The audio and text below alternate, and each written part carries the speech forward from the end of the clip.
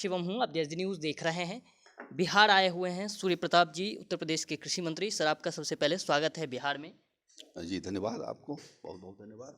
Sir, Bihar आप आए, बिहार में क्या खास लगा आपको आने के बाद?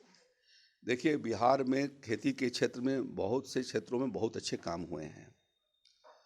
आपके यहाँ का बिहार का केला जो है वह एक तरीके से पूरे देश भर में अपना एक स्थान बनाता है।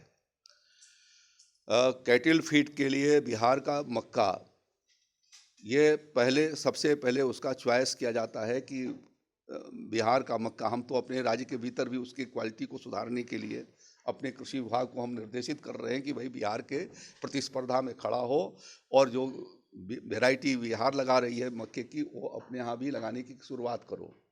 तो हम जब कहीं जाते हैं तो कुछ सीख करके जाते हैं, जहाँ की अच्छाइयाँ हैं, जो आदान प्रदान है अपने राज्य के किसानों के बहबूदी के लिए, उनकी बेहतरी के लिए, यदि उसको अडॉप्ट किया जाए तो हमेशा उसके लिए दरवाजे खुले रहने चाहिए।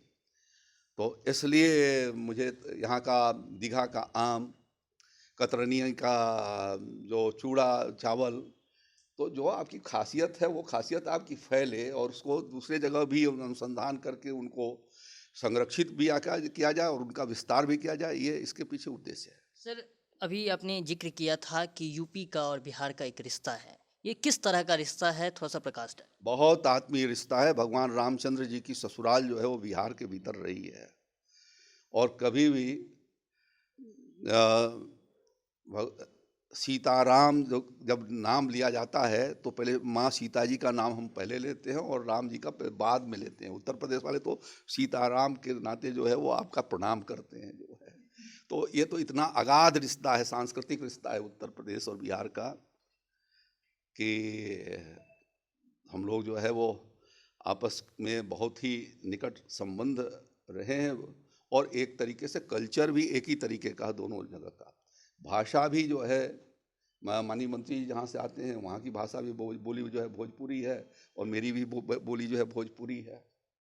तो भोजपुरी तो लैंग्वेज का एक तो संबंध है। दूसरी बात मैं ये पूछना चाह रहा था, आपने बहुत सारी मैं बातें बता गिनाई। दूं आपको कि मेरी माँ भी बिहार की है, मेरी पत्नी भी बिहार की है, मेरी चाची भी बिहार की है, मेरे बुआ लोगों की शादी बिहार में हुई है। तो ये तो इतना अगाध रिश्ता है कि उसको हम लोग क्या कह सकते हैं। डिफाइन नहीं कर सकते। हम आगे बढ़ते हैं, थोड़ा सा ये पूछना चाहूँगा, जैसे कि आपने बताया कि हमने ये काम किए, हमने ये काम किए उत्तर प्रदेश में कृषि को लेकर, क्यों फिर भी उत्तर प्रदेश के किसान अभी भी सड़कों पर उतरे हुए हैं किसान कानून के विरोध में? देखिए, उत्तर प्रदेश के किसान नहीं उतरे हुए हैं, कुछ एक समूह वहाँ पर उतरा हुआ है। उत्तर प्रदेश में मैंने बताया आपको कि 2.5 करोड़ किसान परिवार वहाँ पर रहते हैं, 2.5 करोड़। पूरे देश भर में संख्या है 12 करोड़ के करीब, 12 करोड़ में से अकेले रहता है उत्तर प्रदेश में 2.5 करोड़। और 2.5 करोड़ में ये 2-4 हज़ार 5 हज़ार लोग बैठे हुए हैं, तो वो 2.5 करोड़ का प्रतिनिधित्व नहीं करते।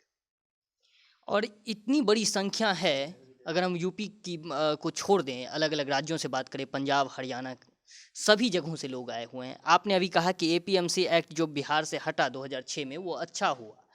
तो आपको नहीं लगता कि ये जो किसान बैठे हुए हैं, ये एपीएमसी एक्ट को ही लेकर और एमएसपी को ही लेकर कि नहीं हमें एमएसपी चाहिए, किसान कानून का विरोध कर रहे हैं, किसान कानून वापस लीजिए, तो आपको नहीं लगता कि ये वापस लेना चाहिए? देखिए, ये मांग पंजाब पंजाब के कुछ लोगों के द्वारा की जा रही है, पंजाब के किसानों के द्वारा नहीं की जा रही।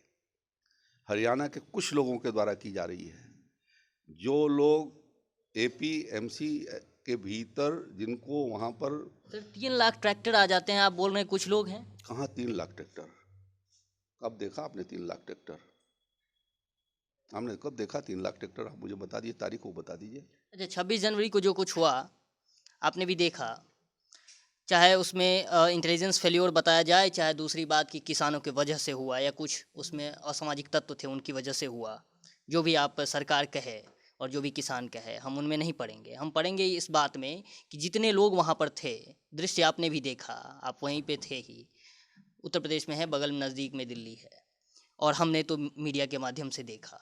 तो क्या वो दृश्य आपको नहीं दिखा? आप फिर भी बोल रहे हैं कहाँ 3 लाख ट्रैक्टर हैं। अगर आपको वो दृश्य दिख रहा है, इतनी बड़ी संख्या में लोग हैं जिन पर जो है पुलिस डंडे लाठियाँ चला रही है, तो आपको वो भीड़ नहीं दिख रहा जो 2 महीने से ज़्यादा हो गए इस ठंड में बैठे हुए हैं सड़क पर?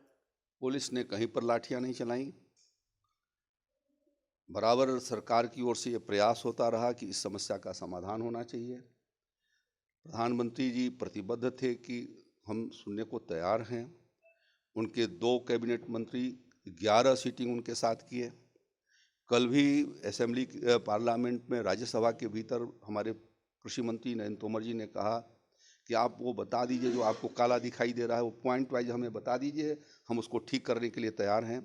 एक भी वक्ता ने नहीं ये बताया कि उसके भीतर कौन सी खामी उस एक्ट के भीतर है। अगर उसमें तो खामी सर, नहीं है सर, नहीं सर, सवाल ये है अगर उसमें खामी नहीं है तो नरेंद्र सिंह तोमर जी ने ये क्यों कहा कि हम 1.5 साल के लिए इस बिल को वापस ले लेंगे, रख देंगे? इसलिए कि यदि उनको लग रहा था कि ये आंदोलन को समाप्त किए जाने की दृष्टि से हम कोई रास्ता बन सकता है, तो बनाने के लिए भारत सरकार बहुत उदारता और सद्भाव पूर्वक बातचीत कर रही थी। ठीक है इस सर। नाते उसने माना। अंतिम सवाल सर, क्या होगा अभी इन किसानों का जो सड़कों पर बैठे हुए हैं?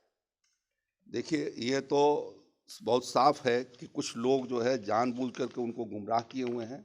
उन्हें तीनों एक्ट के बारे में अध्ययन करना चाहिए और उसके साथ बैठ करके उसके फायदे और हानियों के बारे में सरकार के साथ संवाद करना चाहिए। यही उसका एकमात्र समाधान है। धन्यवाद सर, हमारे साथ अभी जुड़े हुए थे सूर्य प्रताप जी, जिन्होंने बताया कि अभी भी बातचीत की जानी चाहिए और इससे हल निकलेगा। आपको हम ऐसे ही तमाम खबरों से रूबरू कराएंगे। आप देखते रहिए DSG न्यूज़।